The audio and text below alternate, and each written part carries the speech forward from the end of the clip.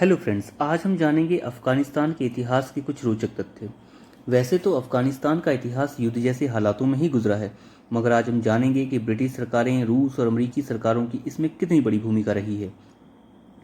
सन 1800 से पहले तो केवल इस्लामी शासकों का ही अफगानिस्तान पर राज था, परंतु अफगानिस्तान का पहला युद्ध, जिसे हम प्रथम अफगान युद्ध भी कहते हैं, इसकी शुरुआत सन 1839 से 1842 के बीच अफगानिस्तान सैनिकों और बरतानिया के बीच हुई।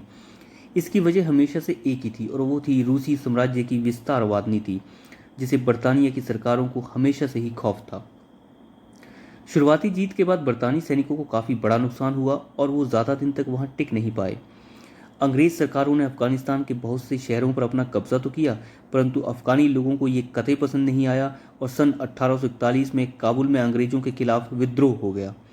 सन 1842 की शुरुआत में बरतानी सैनिकों को आत्मसमर्पण करना पड़ा और इस सब के बाद भी सन 1878 में बरतानी सैनिकों ने एक बार फिर से अफगानिस्तान पर चढ़ाई कर दी, जिसे हम द्वितीय अफगान युद्ध भी कहते हैं दोस्तों। और द्वितीय अफगान युद्ध के बाद अंग्रेजी सरकारों ने काफ़ी शहरों पर अफगानिस्तान के कब्जा किया था। अब हम थोड़ा जानते हैं तृतीय अफगान युद्ध के बारे में। तृतीय अफगान युद्ध की शुरुआत 1917 में हुई और इसमें अफगानी लोगों ने ब्रिटिश सेनाओं पर काफ़ी हमले किए, जिसका बरतानी सैनिकों ने पूरा जवाब दिया। परंतु अफगानी जनता की नाराज़गी के कारण बरतानिया को घुटने टेकने पड़े और अफगानिस्तान एक स्वतंत्र देश बन गया दोस्तों। और यहाँ से शुरुआत होती है अफगानिस्तान की स्वतंत्रता की। परंतु स्वतंत्र होने के बाद भी वहाँ पर निरंतर शासक बदलते रहे और कोई भी बेहतर सरकार नहीं आ पाई। इसकी वजह थी वहाँ बढ़ते हुए अलगाववादी विद्रोही गुट, जिन्होंने कभी भी अफगानिस्तान में स्थिरता नहीं आने दी। अब हम जानते हैं सोवियत अफगान युद्ध के बारे में, जिसकी शुरुआत होती है 1979 से दोस्तों, और ये बहुत पुरानी बात नहीं है। सन 1979 में अफगानिस्तान में सोवियत संघ ने अपने सैनिक भेजे ताकि वे people democratic party of Afghanistan को अपना समर्थन दे सकें, जिसका मुकाबला सामने से अफगानी विद्रोही गुट कर रहे थे। इन विद्रोही गुटों को हम अफगानिस्तान मुजाहिदीन से भी जानते हैं। इन विद्रोही गुटों को America, Britain, Pakistan, Saudi Arabia, मिस्र, चाइना जैसे देशों का समर्थन प्राप्त था दोस्तों। और ये लड़ाई लगभग 1989 तक बरकरार रही, मगर बाद में सोवियत संघ ने अपने सैनिकों को वापस बुला लिया। इसके बाद शुरू होता है अफगान का गृह युद्ध, जो वहाँ की सरकारें और विद्रोही गुटों के बीच चलता रहा। इसकी शुरुआत 1989 से 1992 तक चलती रही, जो कि वहाँ की सरकारें और विद्रोही गुटों के बीच हुआ। हालांकि सोवियत संघ इस युद्ध से पूरी तरह बाहर तो रहा, परंतु आर्थिक तौर पर अफगान की सरकार को अपना समर्थन देता रहा और विद्रोही गुटों को पाकिस्तान और अमेरिका जैसे देशों का समर्थन मिलता रहा। 1992 के बाद अफगानिस्तान में गृहयुद्ध जारी रहा और विद्रोही अफगान मुजाहिदीनों ने काबुल पर अपना झंडा लहरा दिया।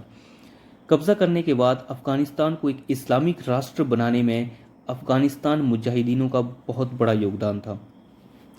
ये गृहयुद्ध लगभग 1996 तक बरकरार रहा, जिसमें सभी बाहरी ताकतें अपना समर्थन देती रही और यहीं से शुरुआत होती है तालिबान की।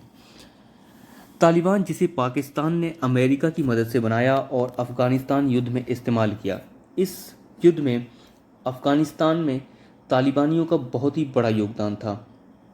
सन 1996 के अंत तक तालिबान ने काबुल पर अपनी फतेह हासिल कर ली थी और तालिबान एक बड़ी शक्ति बनकर उभरा था।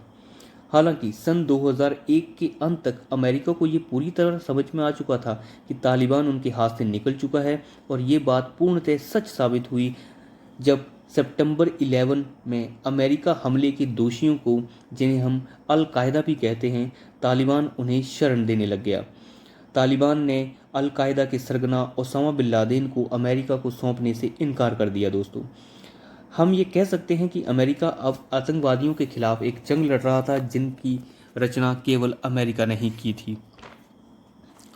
अमेरिका अफगान सरकारों की मदद करने लगा और अफगानिस्तान में एक स्थिर सरकार बनाने की कोशिशें शुरू हो गई।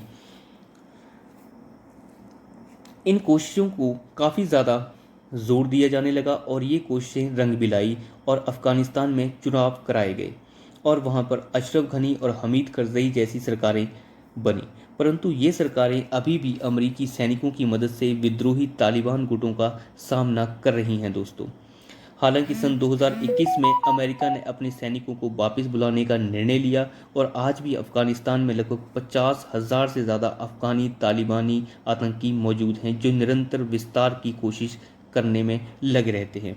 अफगानिस्तान में शांति बनाए रखने के लिए भारत का भी बहुत बड़ा योगदान है दोस्तों, और भारत वहाँ पे काफ़ी बड़े बड़े निवेश कर रहा है ताकि अफगानिस्तान में शांति आ सके। Thanks for the video.